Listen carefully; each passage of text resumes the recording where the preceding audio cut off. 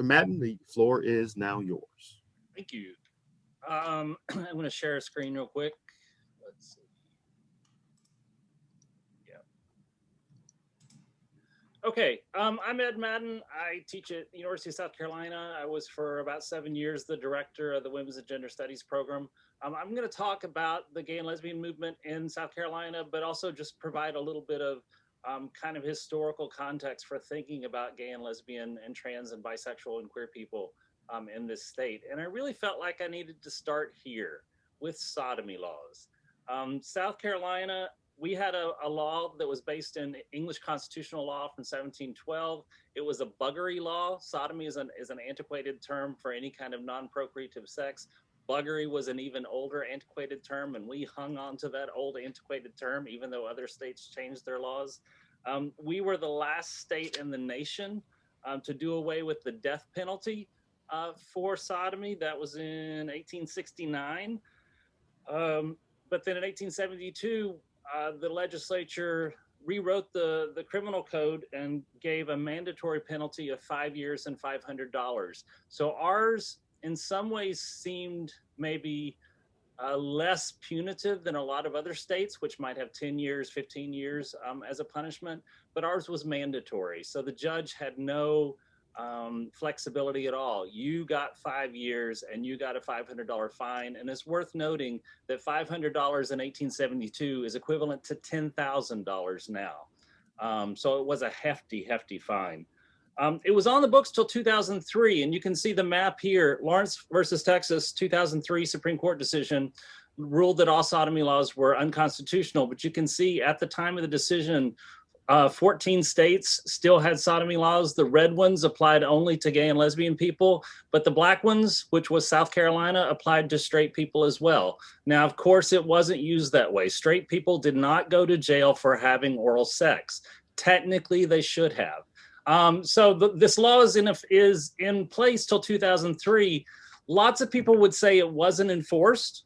That's untrue in two very specific ways. When we did research in 2001 and 2002 to determine if this was in fact the case, we found that it was repeatedly enforced against people in prison. So when you have a 3 strikes law, one of the things you can do is prosecute someone in prison for sodomy, and that becomes the 3rd strike to extend their sentence. So we know for a fact there were, in the year 2002, there were 58 incidents of the sodomy law being used against people who were in prison. The second way it was enforced, though, was in the court of public opinion. So in 1982, when a student group at USC said they wanted to form a gay and lesbian student group, they were told no, because that would encourage a felony. When the state legislature tried to prevent gay and lesbian people from adopting children, again, they used the sodomy law to say we can't have children going into the homes of felons.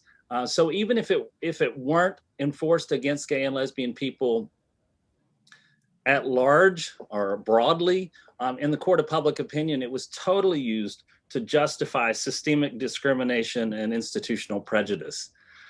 I want to note just 2 historical events for gay and lesbian history in South Carolina. First, the Candlestick Murder. In 1958, John Mahon, an airman, went home with Jack Dobbins, an older man, and clubbed him to death with a candlestick. This was one of the first murders that used the homosexual panic defense in the United States. And the homosexual panic defense is that if a gay man comes onto you, you are rendered temporarily insane, so you are not legally liable for what you do in that moment. And in fact, Dobbins was portrayed as a predator who went after these upstanding airmen who would go to the wrong bars and suddenly find themselves in his house. And the guy got off. And Santee Thompson, who was a historian, a history grad student at USC, wrote his master's thesis on this. And one thing he said about the press coverage was that it was striking that it was so full of silences. Like even the press coverage didn't want to talk about the specifics of the case. And it related that the courtroom itself was just dead silent during the testimony and during the verdict. So this is 1958. And I guess I just want to bring this up. to suggest the ways in which not only did we have a law that provided stigma and potentially prosecution, but there was this larger stigma and the threat of violence against gay and lesbian people. It's interesting now, it's on the tour of murder sites in Charleston. So here it is, the Candlestick Murder 1958 at Charleston Terrors. So if you do a ghost tour of murder sites in Charleston, this one is now on it.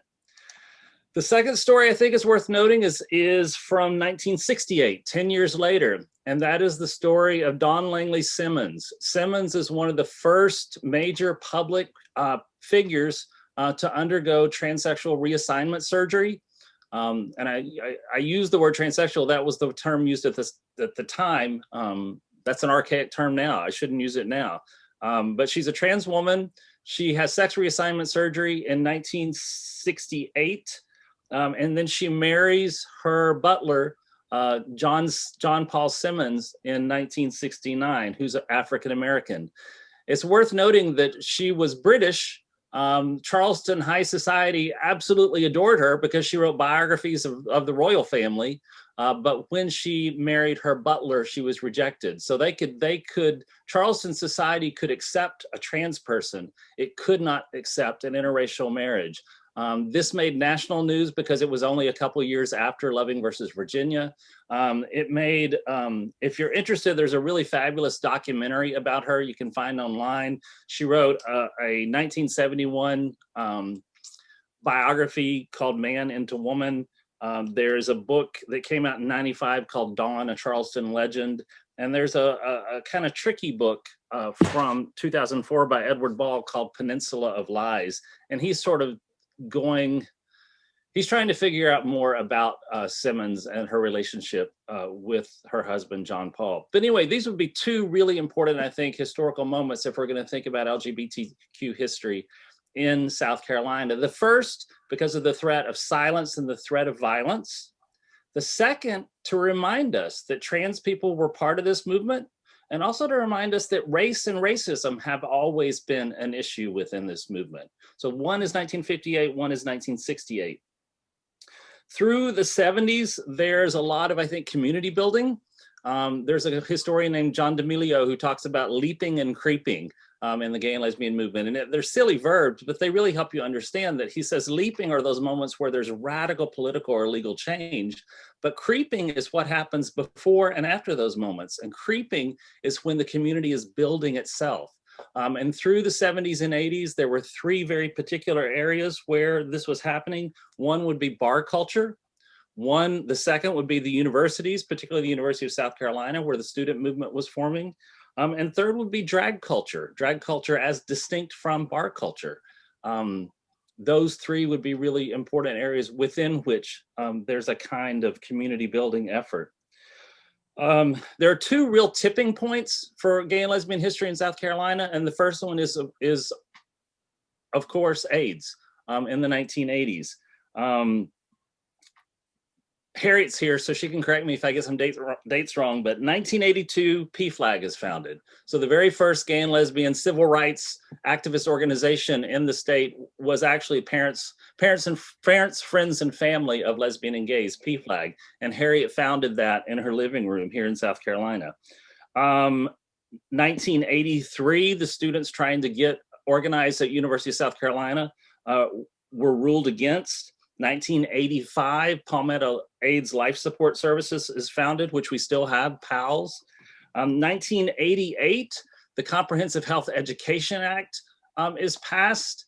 And I guess I'll bring it up again at the end, but in 1988, the sex education law ruled that you could not discuss alternative lifestyles except in the context of disease prevention.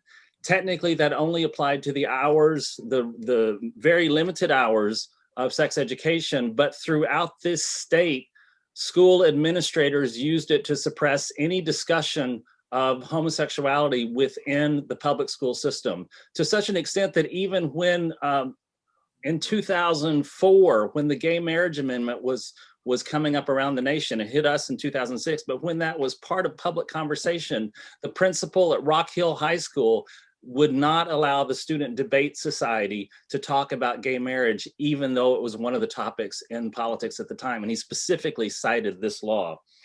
1989, though, is the moment I want to move to next. And actually, it looks like, so first, actually, this is 1998. This is from the New York Times. I think this is an amazing story. It made the front page of the New York Times. And in the middle of it, I just thought, going back to what you were saying earlier about the importance of the religious right. This is in the middle of the story. It says, gay rights leaders, political scientists, and government officials all agree that a distinct confluence of factors has contributed to the rawness of gay rights conflicts in South Carolina.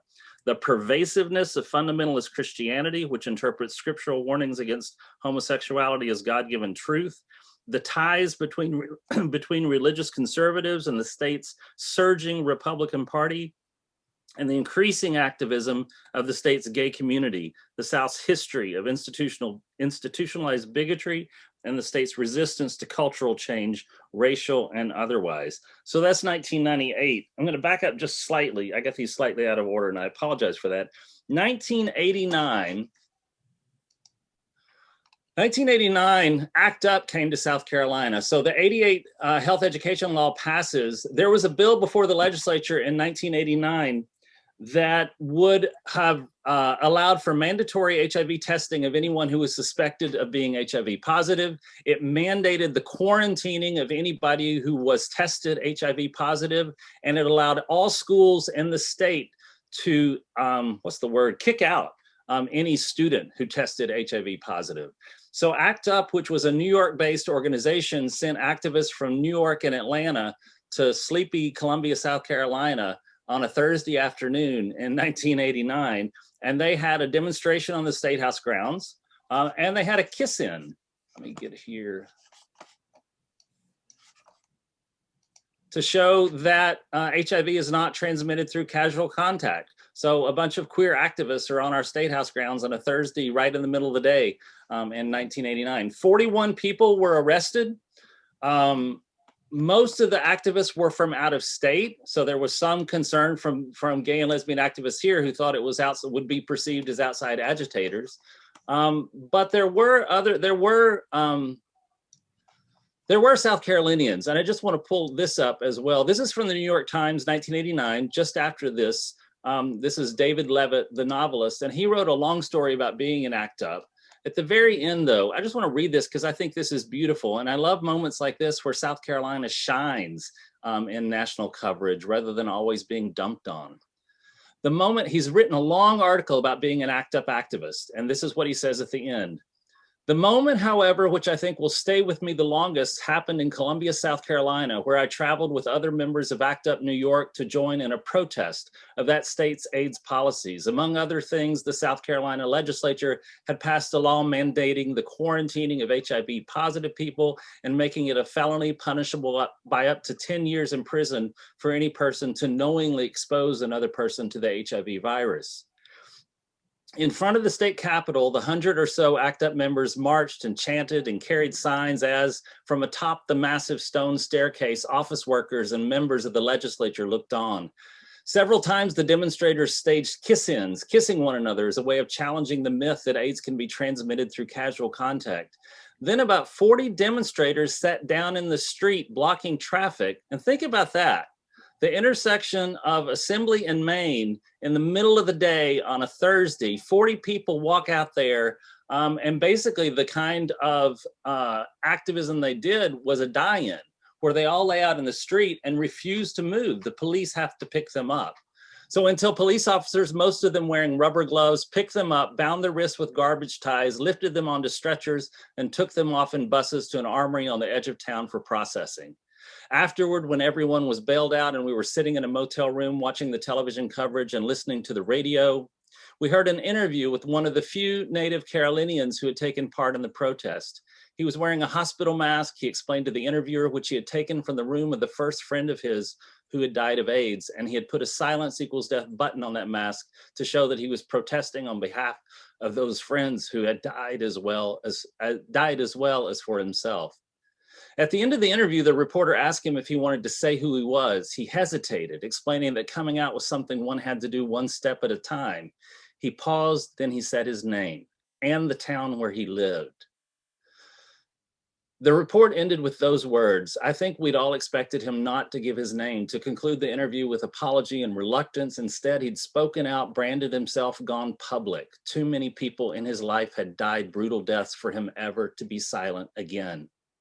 The radio switched off. We all sat there, humbled, pensive. Then a rustling broke the quiet. Walters lost a contact. Someone said, of course, like most of us, he was crying. That's what I'll always remember best, the way within a second we were all on the floor feeling for that missing lens. I guess I just love that. And for me, it really exemplifies the way that AIDS is a tipping point. He had spoken out, branded himself, gone public. Too many people in his life had died brutal deaths for him ever to be silent again. Sorry, I'm just looking at my notes very quickly. 2003, so the first gay pride march is 1990. This happens in 1989. There was, Harriet can tell you more about this. There was a private picnic for gay and lesbian people at a park, but there wasn't a public pride march. So the first pride march is in 1990. Here's a picture of Harriet right here looking very, very fashionable. This is Jim Blanton, who was one of the first organizers, Barbara Embick, and then this is Steve Bates from the ACLU, who was part of this as well. Here is the first march. I think this is just a stunning moment as well. The people who marched up Main Street with their pink balloons and their Stonewall signs and their gay pride signs were so overwhelmed to be there, they rushed the Capitol steps. This was not planned, but they were claiming it as their house too. And I love this image that they took of all these gay and lesbian people standing on the steps at that first Pride March. And I add this here just so you'll know, Harriet's in the room, but I love this intersection of feminist and LGBTQ work. Harriet was among the first group of the City of Women where feminist activists or important women from the history of the city were honored and acknowledged by the city. What else do I have here? Oh, I'll wait on that. So that's the first tipping point. The second tipping point I just want to say was the marriage movement. So if HIV/AIDS was the first tipping point, the second is the marriage movement. 2004, there were lots of states that passed laws out banning same-sex marriage.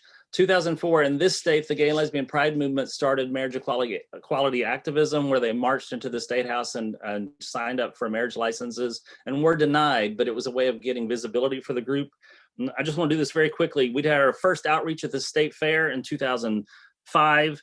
We founded a radio show in 2005. 2006 is the first Black Pride, so an official LGBTQ people of color event. And of course we lost. I would just say two things. I know some of you probably read my essay about the Fairness for All Families campaign. We lost, but two things about that is, one, I think it taught us the importance of building coalitions, because even if every LGBTQ person in the state had voted for marriage equality, there's no way it would even come close, even if their families voted. So we had to have allies. But the second thing is it taught me the importance of long-term planning. I had been the vice president of the organization, so I agreed to be president during the amendment campaign. It was exhausting. Megan, I hear you on burnout because of that year. But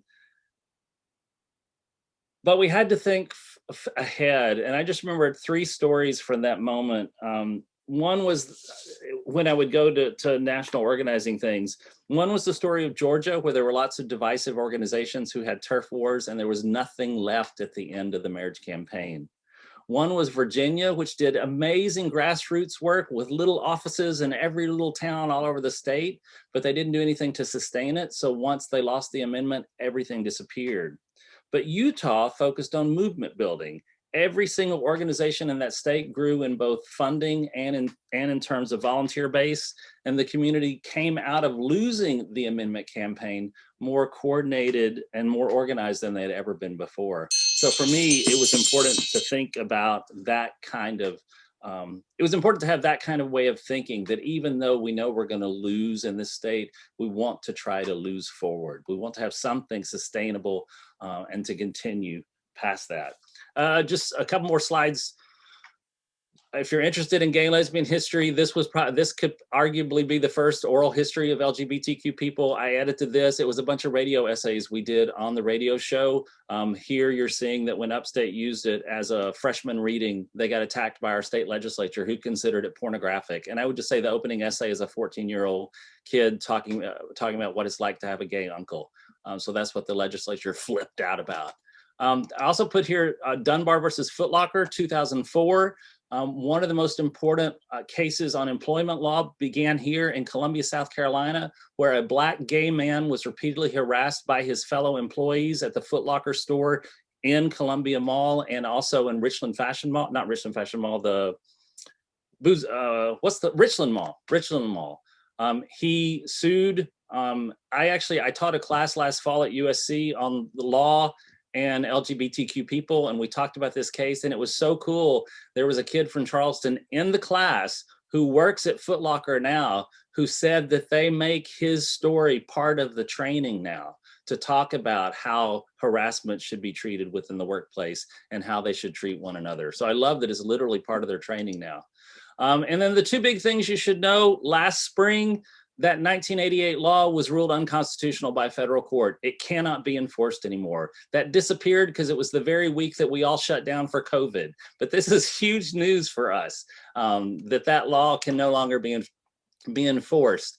Another book you might, if you're interested in the history, is this one edited by Sheila Morris, Southern Perspectives on the Queer Movement. It's a collection of oral histories and essays.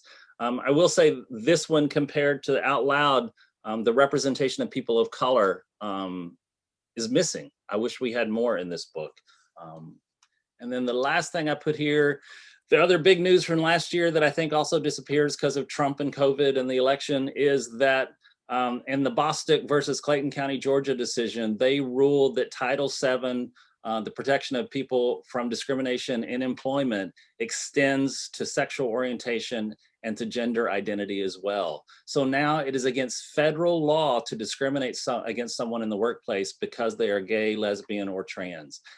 Again, I think this is enormous news, but it sort of disappeared because there was so much else in the news at that moment.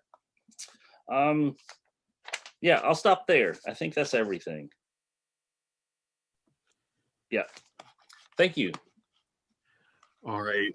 Thanks so much for a great presentation as well, Dr. Madden. That was, not only was it impressive, but again, I think it's eye-opening because so much of this history is history that's very recent, and it's also history that needs to be better known both by folks in South Carolina and folks outside of the state as well. And I'd be remiss, of course, if I didn't mention that Dr. Madden also served as Secretary of the Progressive Network about roughly 20 years ago or so. So he's been involved in the organization before, has certainly made his impact on the state as well. Now I want to get to the Q&A, but before we do that, I do want to point out one other important piece that kind of ties everything together for this evening. Let's backtrack to the 1970s for a second. And again, I think it's worth noting that what Ed Madden and Megan Kane have both spoken about this evening, Megan with the women's rights movement and Ed with the LGBTQ movement. In the 70s, in South Carolina and other states that were debating the ERA, there was actually a divide within the women's movement. It was a twofold divide. Number one, of course, was the divide over race. And the fact that, as Megan pointed out a moment ago, right, when we think of that second wave of feminism, we tend to think of white middle-class women being at the forefront. But for many women of color, certainly African-American women, working class women, etc., they had different perceptions of what the women's rights movement should look like, and more importantly, what it should have been about.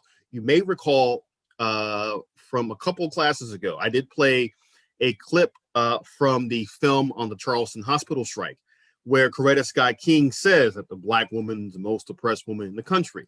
And she was making an argument not just based on race, not just based on gender, but also based on class as well, situating them in a firmly working class conception of what women's rights could and should look like. That's one big division. And again, I'm glad that Megan pointed out for us this evening, because it's important to address that in the 70s, especially that big divide women's movement between white middle-class women and other sections of the movement was based partly on race, partly on class, and also on sexual orientation. Because certainly there were huge arguments, as you saw the Modjeska School website reading list. There were arguments about, well, should we support lesbians, for example? Should we allow them a place within this broader women's rights movement? For some supporters of the ERA, the answer was no.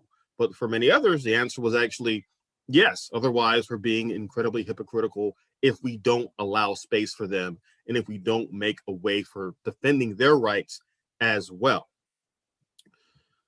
All right. So what I want to do now, I know we're kind of running short on time this evening, but I once again do want to open the floor for questions for either myself, for Megan, or for Ed. Again, questions about what we've discussed this evening, because of course we discussed a great deal this evening. So any questions at all from the audience? And Megan is she's putting that antebellum file, that's the Simkins issue. She's putting it up as well. So any questions at all? Amber, go ahead, please. I have a question. First, thank you all for speaking today. I really enjoyed it. My question is, you both talked about the importance of integrating activism in everyday culture. Just having organic conversations in places, as well as like more simulated, like created spaces, like the parties you attested to. So as far as community building, how for new people coming into activism that may not have these spaces created already, how would you go about creating that? If I'm being clear, if I'm not being clear, please let me know. Sorry.